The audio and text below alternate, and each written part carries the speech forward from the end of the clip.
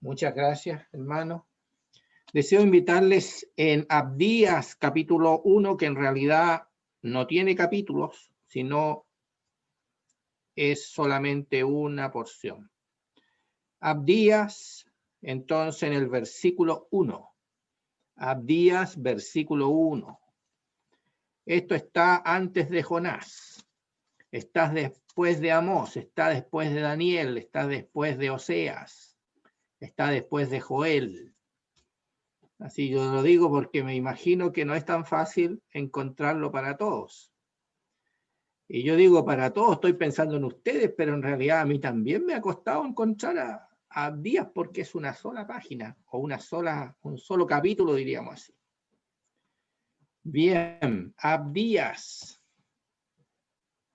Abdías significa siervo de Jehová o lo mismo adorador a Jehová. Se sabe muy poco de él, no se sabe nada más que el nombre y este escrito. Y uno dice a veces que conoce a los autores por el escrito. Esa es la única manera de tener alguna idea del autor. Entonces leamos versículo 1. Dice así. Visión de Abdías. El Señor Jehová dice esto en cuanto a Edom. Hemos oído una noticia que viene de Jehová y un mensajero ha sido enviado a las naciones. Poneos en pie y levantémonos contra este pueblo en batalla. He aquí que te he hecho pequeño entre las naciones, eres despreciado en gran manera. La soberbia de tu corazón te ha engañado, tú que moras en la hendidura de las peñas, que pones en las alturas tu morada, que dices en tu corazón, ¿quién me derribará a tierra? Aunque hagas tu nido tan alto como el águila, y aunque lo coloques entre las estrellas, de allí te derribaré, dice Jehová. Si ladrones vinieran a ti, o salteadores de noche, ¿cómo has sido destruido? ¿No hurtarían lo que les bastase? Si entraran a ti vendimiadores, ¿no dejarían algún rebusco? Como fueron escudriñadas las cosas de Saúl y sus tesoros escondidos. Todos sus aliados te hicieron retroceder hasta la frontera. Los que estaban en paz contigo te engañaron y prevalecieron contra ti. Los que comían tu pan pusieron lazo debajo de ti. No hay en ti discernimiento. No haré que perezcan en aquel día, dice Jehová, los sabios de Edom y la prudencia del monte de Esaú, y tus valientes, oh Temán, serán amedrentados, de suerte que serás exterminado con muerte violenta. Será exterminado con muerte violenta todo hombre en la montaña de Esaú. Y por la violencia hecha a tu hermano Jacob, te cubrirá vergüenza y serás cortado para siempre. Hasta ahí nomás la lectura de la palabra del Señor. Este capítulo se divide en 3 partes, pero nosotros hemos leído la primera y un versículo de la segunda. La primera parte es del versículo 1 al 9. Y nosotros allí vemos que Edom es el objeto del juicio de Dios. Después, cuando uno lee del 10 para adelante, del día al 14, uno va a ver la razón por qué ese juicio. Y después, si leemos del 15 en adelante, comienza diciendo que esto ocurrirá en el día del Señor. Ahí tiene una porción del juicio de Edom, pero también ahí aparece en esa última parte la consolación que Dios le da a Jerusalén, la consolación que le da a ese pueblo. Entonces, es un escrito típico de un profeta, porque el profeta habla de un pecado concreto, habla de un juicio concreto y habla de una restauración concreta, que ocurre normalmente en aquel día, el día del Señor. Ahora, la verdad es que aparecen dos pecados bien fuertes respecto de este pueblo, el pueblo de Edom. Los edomitas son descendientes de Esaú, y el pecado que vamos a ver ahora es el de la soberbia. Pero el segundo pecado aparece en el versículo 10, cuando este pueblo se levanta contra su hermano, y su hermano tiene que ver con los descendientes de Jacob. Y aquí dice violencia, por la violencia hecha a tu hermano Jacob. Entonces, miremos un poquito el primer versículo. Dice visión de Abdías. El Señor Jehová dice esto en cuanto a Edom. Abdías no se le ocurre a él decir esta profecía por corta que sea. Abdías está hablando porque Dios le ha hablado, porque Jehová el Señor le ha hablado. Y entonces es una visión. Se llama visión de Abdías. Esa palabra nos dice a nosotros que eso es algo que él ve y que oye. Hay algo que oye y hay algo que ve. Visión, porque dice visión, y visión viene de vista. Visión de Abdías, y después dice el Señor Jehová dice, o sea que es algo que él ve y es algo que él oye. Primero ve, después oye. Eso es típico de los profetas, que Dios muestra algo primero y después les habla. Y entonces, aquí dice el tema en cuanto a Edom. Este es un libro, entonces, un mensaje enviado a Edom, pero también es enviado a Jerusalén, a los de Judá, al reino del sur. Y después dice, hemos oído una noticia que viene de Jehová, un mensajero ha sido enviado a las naciones. Esto lo primero que se ve es que Dios va a utilizar a las naciones como instrumento de juicio para ese pueblo Edom. Los edomitas viven al sur y al lado del reino del sur, o sea, de Judá. Viven al lado, a la orilla, digamos, al lado este y para el sur. Así, ahí vive Edom, son vecinos. Y no eran muy buenos vecinos.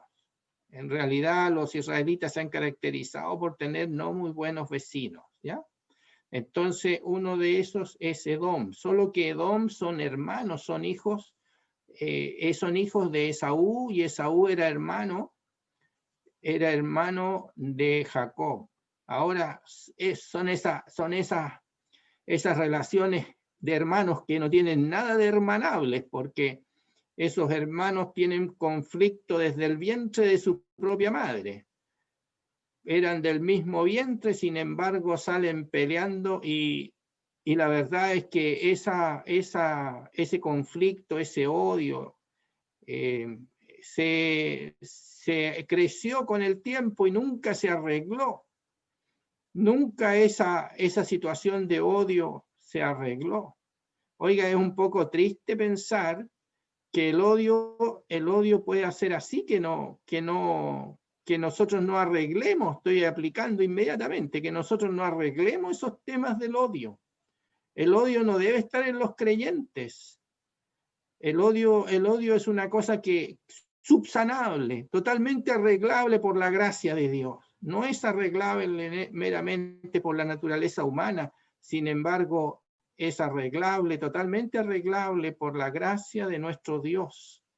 Todo ese odio, ese resentimiento que a veces los creyentes manifestamos, es algo que debe ser enseñado, establecido y arreglado. En este caso, estos hermanos no lo arreglaron nunca.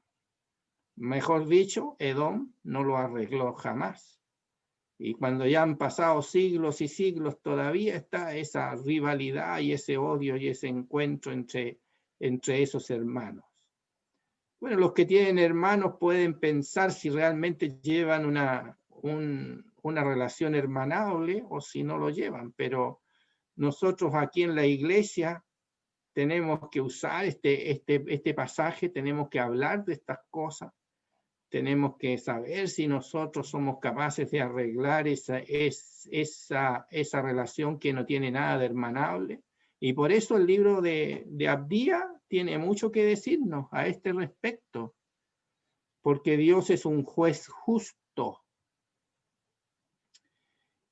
Primero tendríamos que decir que lo que Dios prometió a Abraham, cuando le dijo que yo maldeciré a los que te maldijeren y bendeciré a los que te bendijeren, en realidad eso es válido para todas las naciones que maldicen y para todas las gentes que maldicen a Israel o que maldicen al pueblo de Abraham. El pueblo de Abraham que lleva las promesas adelante es precisamente los descendientes de Jacob. Entonces cualquier nación o pueblo que maldiga a Israel se pone en contra de lo que es la soberana decisión de nuestro Dios. Dios ha tenido una decisión soberana de rodear de bendiciones y presentar al mundo que cualquiera que maldiga a Israel será maldito de parte de Dios. Y esto es lo que hizo Edom o los descendientes de Esaú. Pero ellos eran hermanos, o sea, tiene la agravante de ser nacidos del mismo padre, de la misma padre y la misma madre. O sea, tiene un agravante extra. Por eso que está aquí, incluso aparece que debería aparecer en primer lugar, porque es un asunto que debe ser muy bien conocido. Claro que por alguna razón Abdías no se usa mucho, por no decir que no se usa nada. Tendríamos que decir que pocos lo leen. Y yo mismo tengo que decir que si no fuera porque se me ocurre empezar a leer los profetas, entonces tampoco quizás habría leído el libro de Abdías. Alguna vez lo he leído y no he entendido nada, pero ahora que estoy tratando de estudiar lo entiendo tanto y lo encuentro tan importante y tan necesario para que nosotros lo pensemos, y a eso les invito a pensar en el día de hoy. Entonces, en el caso de Edom es agravado porque se levanta contra el pueblo escogido de Dios que tiene las promesas de que vienen por el pacto de Abraham, pacto abrahámico. Pero además lo grave de Edom es que era de la misma familia, era hermano. Queridos hermanos, nosotros somos hermanos por la gracia de Dios, hemos sido traídos a la familia de Dios y somos hermanos, y nosotros debiéramos leer mucho este pasaje, porque este pasaje nos dice a nosotros que la soberbia y que el levantarse contra nuestros hermanos es algo que el juez de toda la tierra no pasa por alto, no puede pasar por alto. Entonces ahí lo tenemos. Ahora la fórmula para traer a las naciones como instrumento de juicio para el juicio de Edom es que él envía un mensaje a las naciones y un mensajero que no se dice quién, pero no es rutinario en cuanto al Antiguo Testamento el uso de mensajeros a través del imperio, a través de las naciones. Se lo ve uno cuando lee el libro de Esther, se ve que hay mensajeros enviados para llevar el decreto de Jehová o el decreto del rey Asuero para llevarlo a las distintas provincias, y hacían una travesía en caballo, en algún tipo de movilidad, digámoslo así, modernamente, cómo llevaban esa información. Entonces, pero aquí se lleva a las naciones, y las naciones entonces son traídas para ese juicio. Un día se van a juntar alrededor de Jerusalén las naciones del mundo y van a ser instrumento para juicio, pero en primer lugar van a ser instrumento para juicio sobre el propio pueblo de Israel, que van a ser puestos bajo juicio y Dios va a sacar de allí un remanente que va a ser purificado y ese remanente va a entrar al reino milenario, va a ser salvo. Entonces, aquí dice, cómo hace ese mensaje que dice, poneos en pie, dice el versículo 1, y levantémonos contra este pueblo en batalla. Y esas naciones se levantaron, o se van a levantar, digamos. Y entonces, y se levantaron en su época. Las profecías tienen un cumplimiento inmediato, un cumplimiento a veces mediato y un cumplimiento más lejano. Y aquí hay un cumplimiento inmediato. Y hay un cumplimiento, incluso los que fechan este libro cerca de la deportación de los judíos con Nabucodonosor, entonces los que fechan ahí tendría que ser un cumplimiento muy, muy inmediato. Pero hay unos que lo fechan un poco antes y también hay un cumplimiento inmediato, pero hay otro cumplimiento que es más lejano. Y entonces dice el versículo 2, he aquí que te he hecho o te haré pequeño entre las naciones. Eres despreciado en gran manera o serás despreciado. El juicio hará que ellos queden en una condición de desprecio y después incluso de aniquilación total. Ese pueblo ha desaparecido. Ahora el tema, versículo 3. La soberbia de tu corazón te ha engañado. Ese complejo de superioridad, la soberbia. Oiga, la soberbia primero se levanta contra todo, se levanta contra los seres humanos, pero también se levanta contra Dios. Ese complejo de superioridad, ese espíritu de arrogancia, así lo estaba leyendo por ahí en una de las fuentes de información que tengo, dice, es un espíritu de arrogancia. Otra definición lo asocia con la presunción, presume cosas. Y ahí da esa soberbia, ese complejo de superioridad. ¿Cómo pueden haber cosas que a nosotros nos hacen sentirnos superiores a otros, incluso superiores a Dios? ¿Cómo puede haber algo, y de hecho lo hay, que nos hace sentirnos superiores? Esa palabra superior, ¿puede haber algo que en un ser humano le haga sentirse superior? Bueno, de hecho es porque el pecado está adentro y el pecado tiene ese principio de exaltación propia. Entonces cualquier cosa que uno quiera asumir como de valor hace sentirnos superiores, y eso es soberbia. Espíritu de arrogancia. Arrogancia significa que yo me arrogo cosas, me arrogo derecho, me arrogo superioridad. Eso es arrogancia. Entonces, ese espíritu de arrogancia, de creerme superior, de sentirme o saberme superior. Eso, la verdad es que no hay nada en la gracia de Dios y en la palabra de Dios que nos autoricen a nosotros a ser arrogantes o a tener ese pecado de la soberbia. Y dice, la soberbia de tu corazón te ha engañado, porque lo que pasa es que allí adentro, en el interior del ser humano, está el corazón, y ese corazón, motivado por el pecado que mora en nosotros, entonces produce ese espíritu de arrogancia, de superioridad, que nosotros deberíamos estar alerta.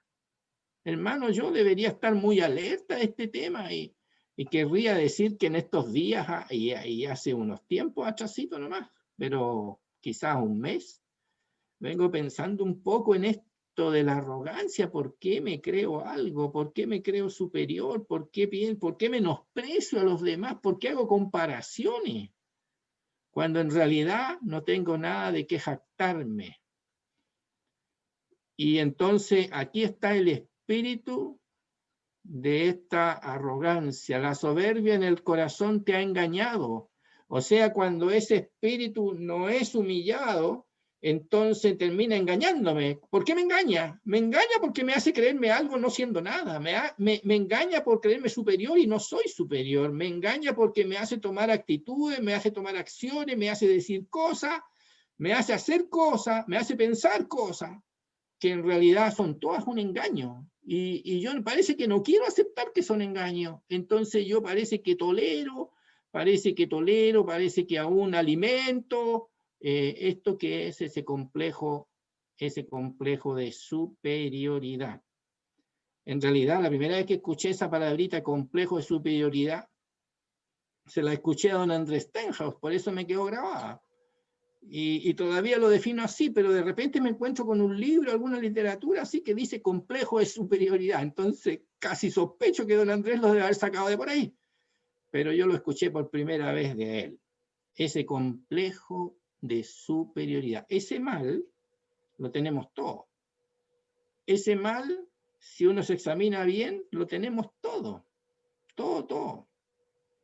Entonces, por ejemplo, ahí yo estaba leyendo recién que lo podemos tener respecto a los judíos, porque los cristianos ahora podemos ser arrogantes pensando que los judíos fueron puestos aparte por su desobediencia y nosotros decir aquí estamos nosotros, somos mejores que ustedes.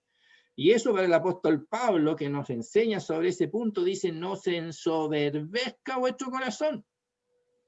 O sea, no te pongas por superior a Israel, no te pongas por superior a los judíos, nunca, gentil, no te pongas superior.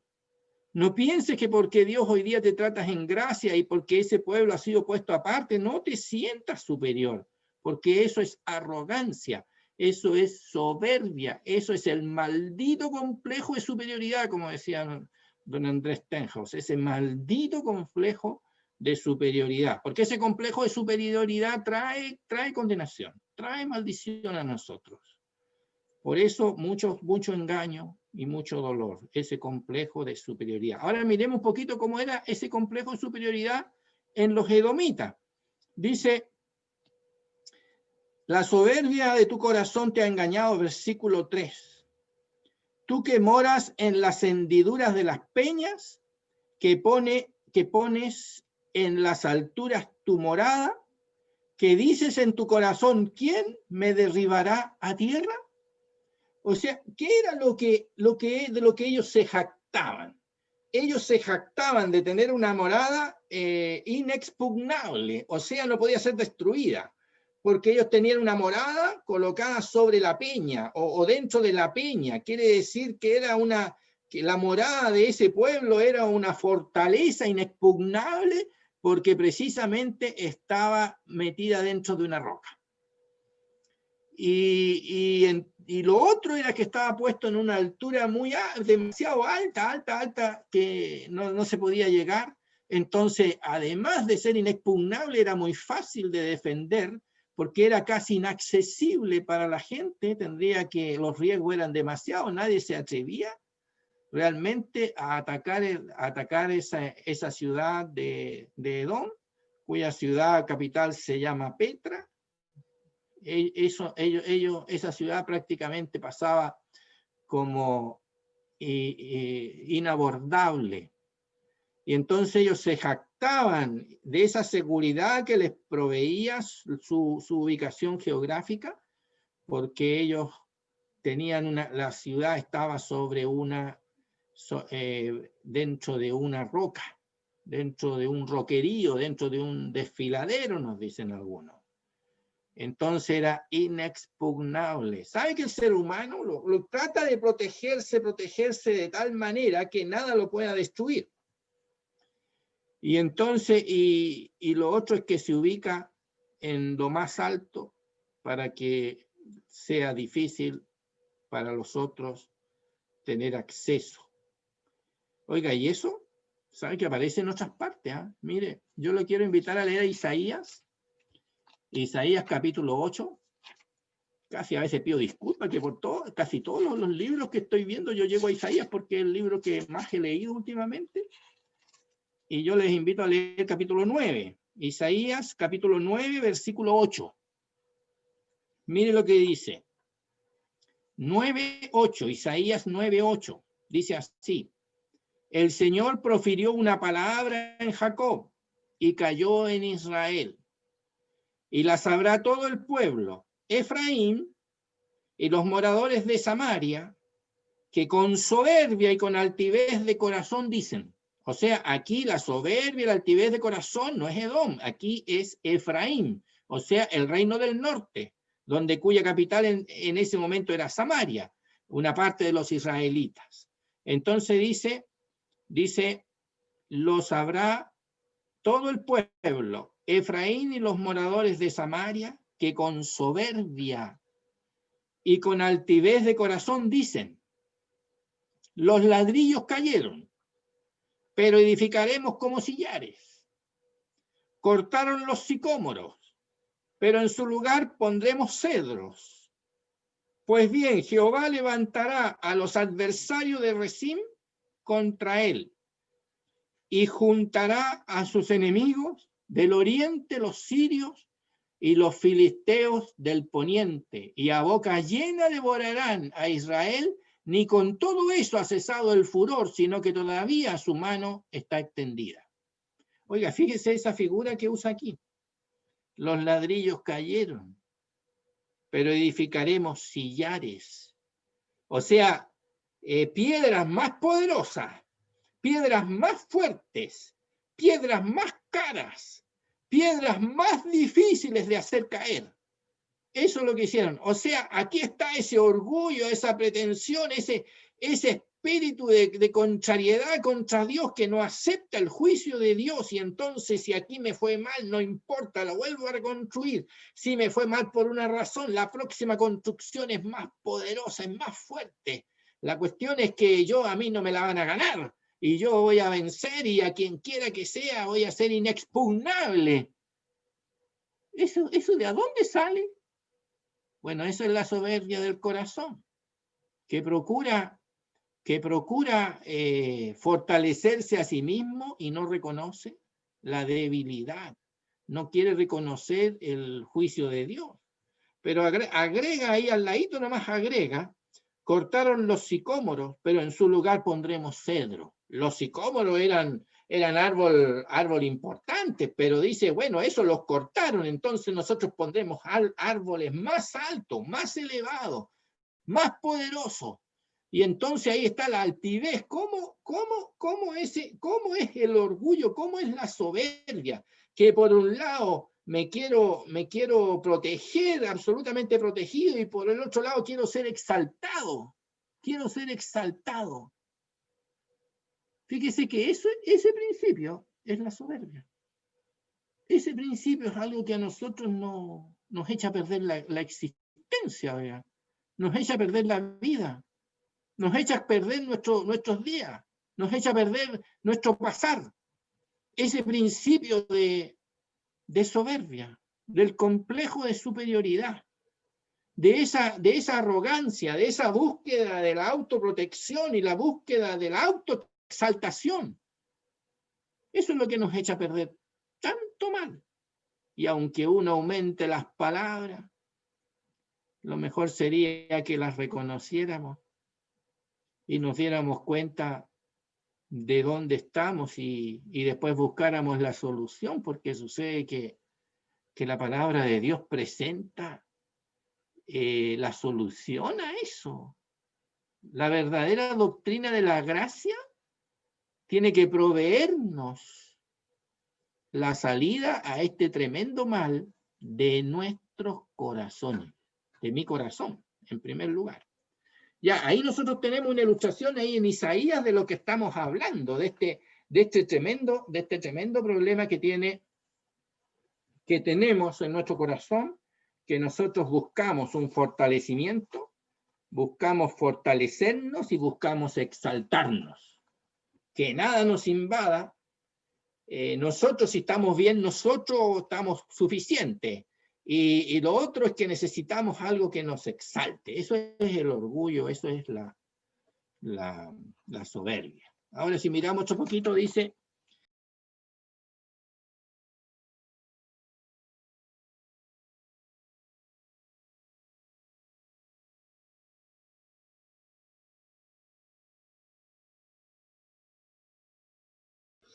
Hermano Sergio, disculpe, se le cerró el micrófono. Hermano Sergio, se le cerró su micrófono.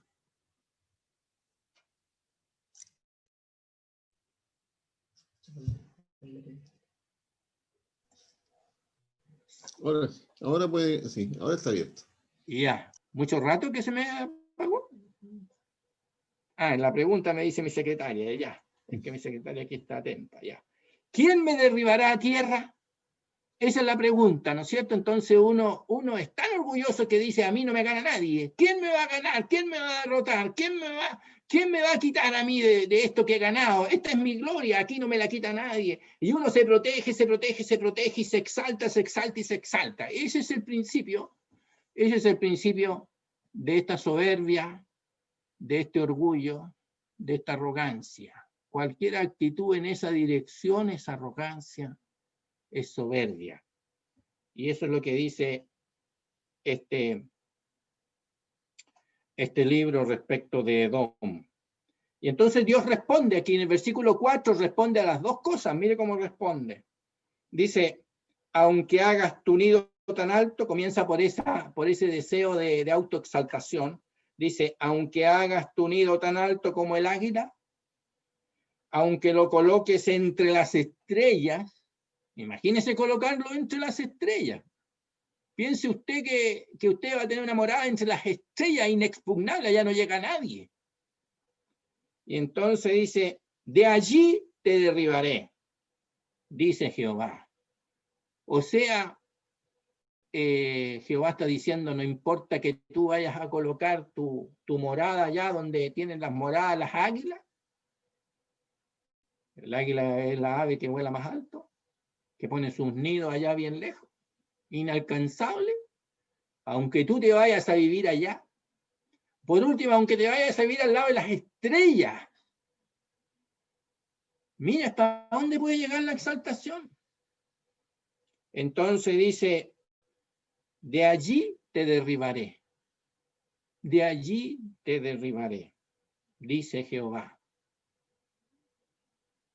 Y entonces contesta a ese deseo de irse a la cumbre, a la parte más elevada.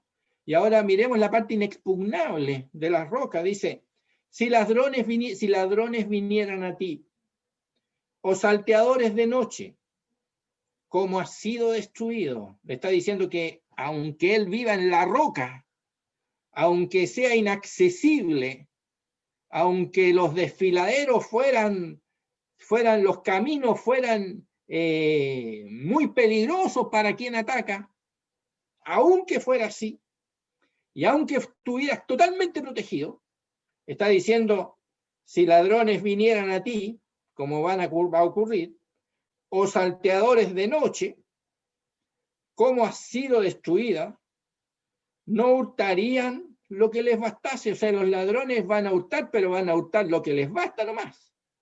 O sea, van a sacar mucho, pero no todo, pues no van a sacar todo porque van a sacar lo que necesitan, ya sea para vender o para usar.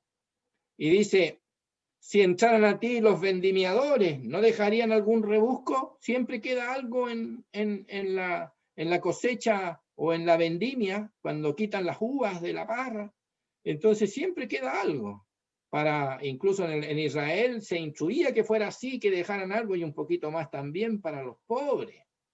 Que dejaran ahí para los pobres, que sacaran si quieren los mejores racimos, los mejores frutos, pero dejaran algo. Sin embargo, aquí le está diciendo que a ellos este juicio, cuando vengan los vendimiadores o vengan los ladrones, no van a dejar nada, van a dejar 0, 0, 0. Porque era el juicio de Dios y se lo está prometiendo que va a ser así. Pobre Edom, mire el orgullo, mire el juicio de Dios. O sea, el juicio de Dios tan severo. Dios es muy paciente, ya lo aprendimos en otro libro, en el libro de Nahum. Dios es tan paciente, pero el juicio de Dios es tan severo que usted debería estar lleno de miedo, todo ser humano lleno de miedo. Y dice así que no quedará nada. Entonces, está alumbrando que el juicio de Dios va a ser con tanta severidad que aunque a ti te toque, estés viviendo allá cerquita de las estrellas, te van a derribar al polvo. Y aunque tú estés protegido con todas las protecciones que quieras, vas a quedar sin nada.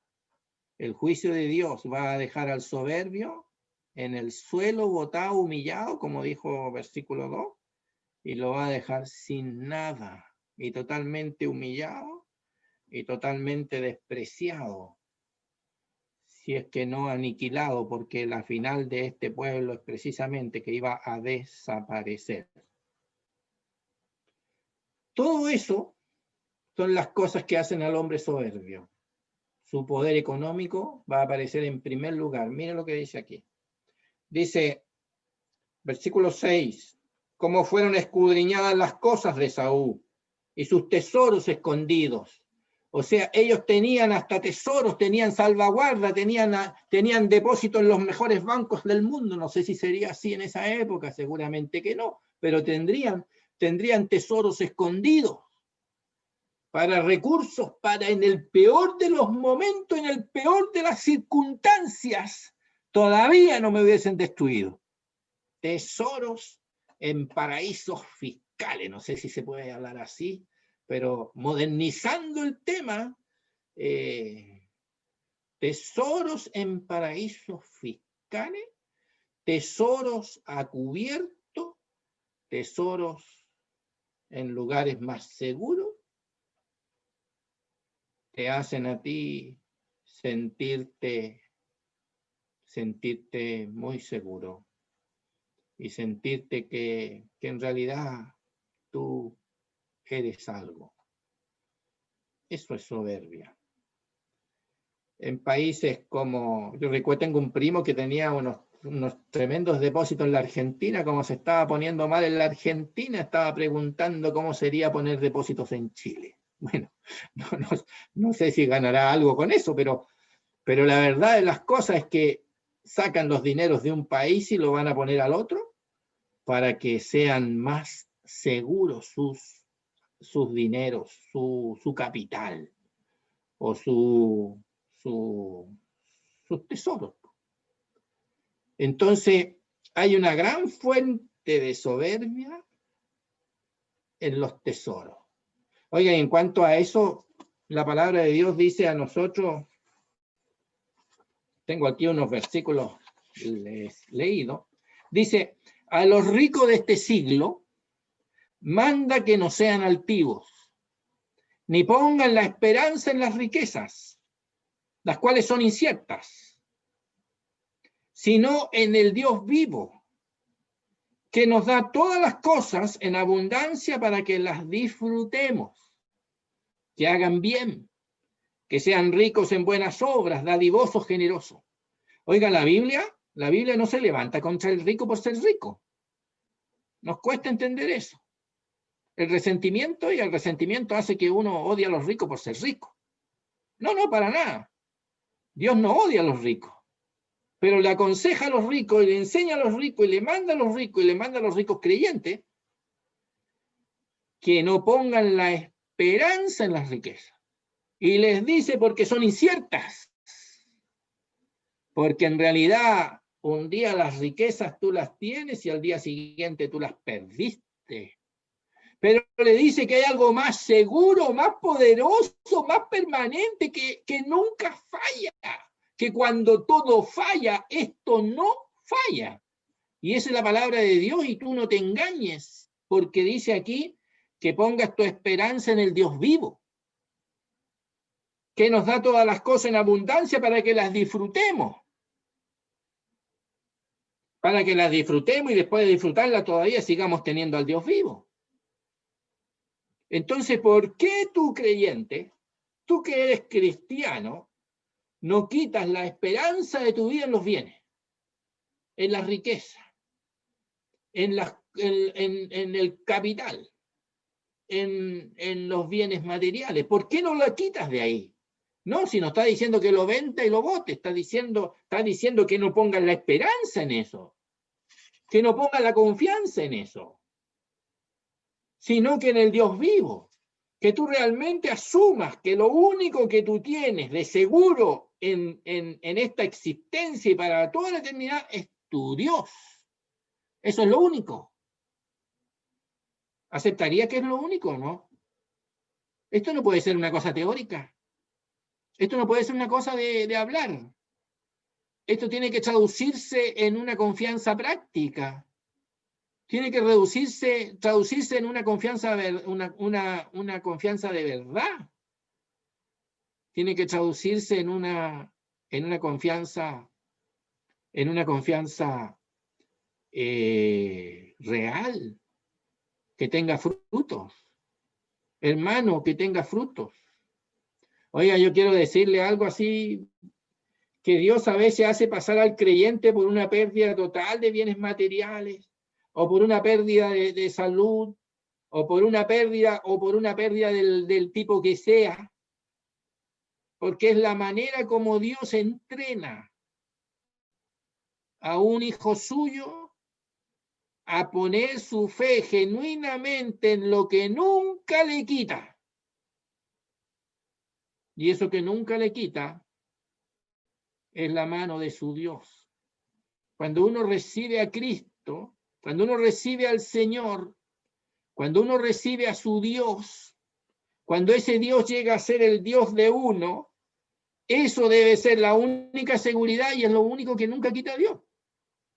Dios nunca quita su mano sobre el que ha creído, pero le puede quitar todas las demás cosas.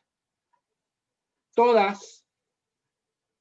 Y te puedes quedar en la calle, y te puedes quedar sin ni un peso, y te puedes quedar sin ningún tesoro, y un día puede venir el ladrón y te roba todo, y puede venir un incendio y te quedaste en la calle.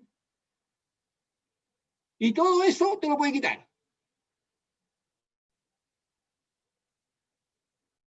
Lo único que no te va a quitar es la mano de tu Dios. La esperanza en tu Dios. Eso nunca. Eso es lo que hace al creyente verdaderamente seguro para ahora y para la eternidad. La Biblia dice que Dios ha escogido a los pobres para que sean ricos en fe. O sea, tú ves un pobre creyente, un creyente que es pobre. La Biblia dice que la mayoría de los creyentes son pobres, algunos no.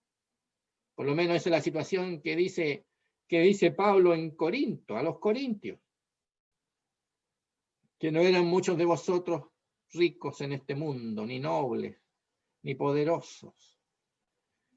Y que él los escogía a ellos.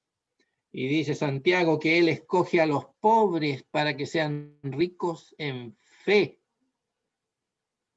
En fe. La fe es ese vínculo que relaciona al débil ser humano con el poderoso Dios. Al que no tiene nada con el que lo tiene todo. Al dueño de todo con el que no tiene nada. Es la fe, la confianza.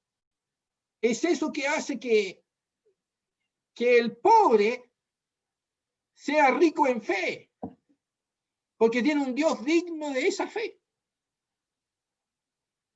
Oiga, ¿y sabe que cuando eso ocurre?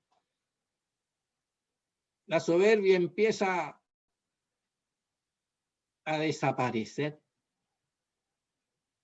A desaparecer. Vengan todos los pobres, vengan los ricos también, pero vengan todos los pobres al Señor. Porque en realidad en ese Dios es el Dios del pobre, del huérfano y de la viuda. O sea, Dios es el Dios que no desampara a la viuda, Dios es el Dios que no desampara al huérfano, Dios es el Dios que no desampara al pobre. Y Dios es el Dios que juzga no al rico, juzga al soberbio, a aquel que pone su confianza en la riqueza, a aquel que deja de poner su confianza en Dios para ponerlo en aquello que no es digno de confianza, como son las riquezas, y aquí las riquezas las llama riquezas que son inciertas. Lo único que le dice al rico, hagan bien, que sean ricos en buenas obras, dadivosos, generosos. Está diciendo que ocupen eso para hacer bien a los demás, porque así es nuestro Dios, que siendo rico se hizo pobre, para que nosotros con su empobrecimiento fuéramos enriquecidos. Entonces dedíquense a hacer el bien a los demás, vivan en función de otros, vivan en función de otros.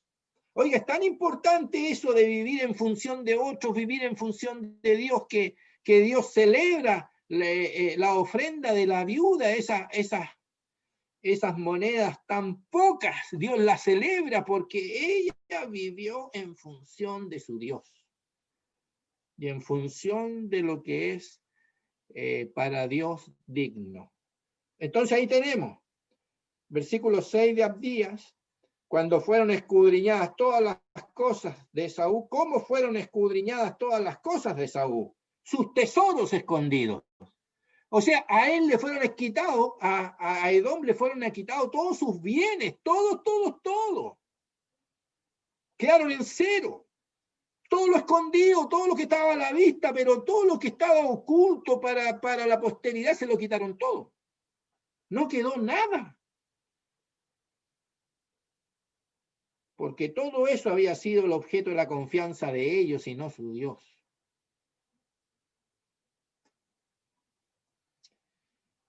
Hay un texto en la Biblia que dice, Filipenses capítulo 2, dice así, de nuestro Dios, dice, quien siendo en forma de Dios, no estimó el ser igual a Dios como cosa que aferrarse, sino que se despojó a sí mismo, tomando forma de siervo, hecho semejante a los hombres. Mira, hasta ahí nomás leer eso. Él dice, siendo en forma, en la naturaleza de Dios, no estimó el ser iguales cosas que Dios, estando ahí en la mismísima presencia, estando siendo objeto de todas las alabanzas de los ángeles, teniendo todos los derechos. No estimó el ser iguales cosas con Dios como cosa a que aferrarse. Él estuvo dispuesto a dejarla. No pudo dejar su deidad. No podía dejar su deidad, porque eso le era inherente. No podía dejar su amor, cantamos, porque eso le es inherente. No podía dejar sus atributos porque eso le es inherente, eso es parte de su ser. Pero todos los privilegios que significaba mostrar esa gloria, los dejó todos. ¿Y cómo los dejó? Dice, tomando forma de siervo, hecho semejante a los hombres. O sea, se empobreció, porque él dejó de exhibir toda su gloria, toda su excelencia. Dejó de ser admirado y se vino a un mundo donde no fue admirado y donde lo rechazaron, donde pasó desapercibido. Y no solamente pasó desapercibido, sino que después fue humillado. Y no solamente fue humillado, sino que al final de todo experimentó esa muerte y muerte de cruz, de humillación extrema, de pobreza máxima, de rechazo total.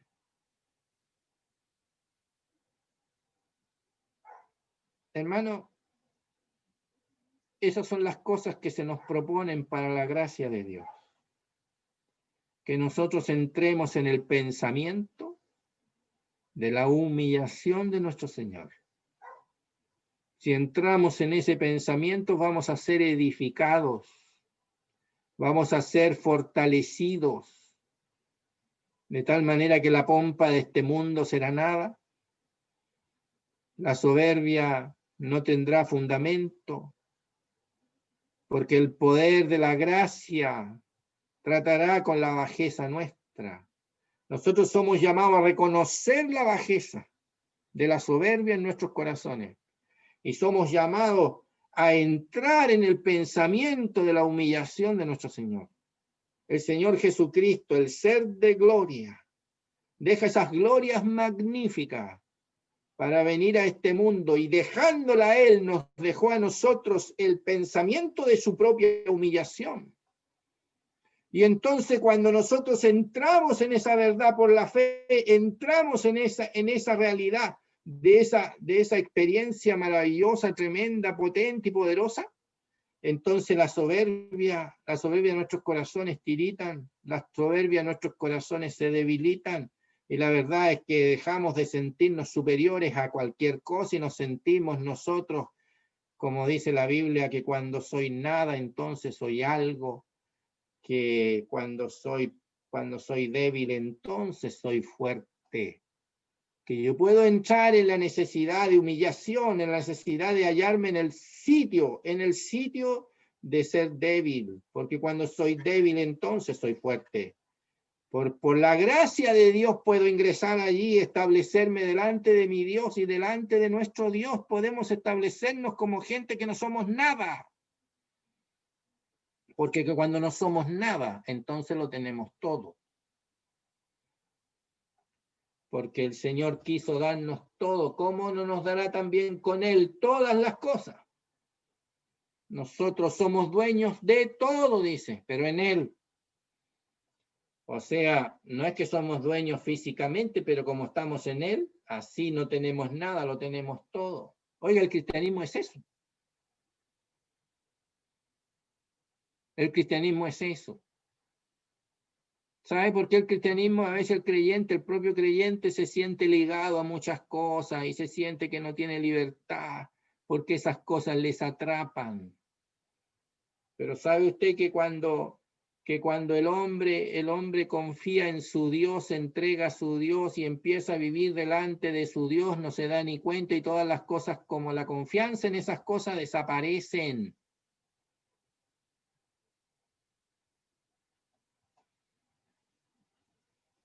Se cuenta una vez que, entre tantas cosas que se cuenta en una vez que uno de los predicadores, cuando estaba en otra ciudad, ese hombre predicando el evangelio, le llegó la noticia de que su casa en la ciudad de origen se había quemado. Él allá dijo, bueno, dijo, un problema menos, una casa menos que cuidar, dijo, algo menos que cuidar. ¿Cómo una persona puede tener tanto desapego a las propiedades?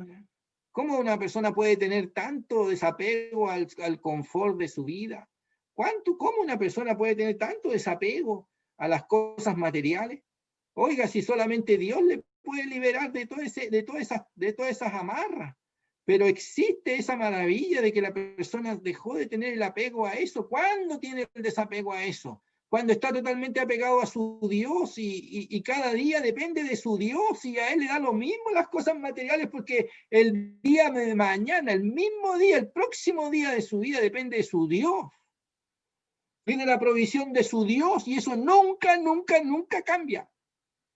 Y eso nunca, nunca, nunca desaparece. Así que si tú no tienes el día de hoy, tienes a tu Dios, lo tienes todo. Porque Dios no te va a fallar hoy día que tú tienes todas las propiedades, tampoco te va a fallar mañana que no tienes ninguna. Si tú tienes a tu Dios, si tú te apoyas en tu Dios, o si yo te invito no a destruir tus propiedades, lo que yo te invito a quitarlas de tu corazón, a quitarlas de tu confianza y poner tu confianza en tu Dios. Ahora, si Dios te quita eso y te lo pone afuera, entonces porque te está entrenando. Porque te va a hacer pasar una experiencia que tú la necesitas. Porque Él no tiene ningún problema con el rico. Dios no tiene ningún problema con el rico. Tiene problema con el rico que cree en su riqueza, que confía en su riqueza. O que tú pudieras aprender que yo pudiera aprender esta lección. Vamos a dejar la enseñanza hasta ahí. Que el Señor bendiga su palabra.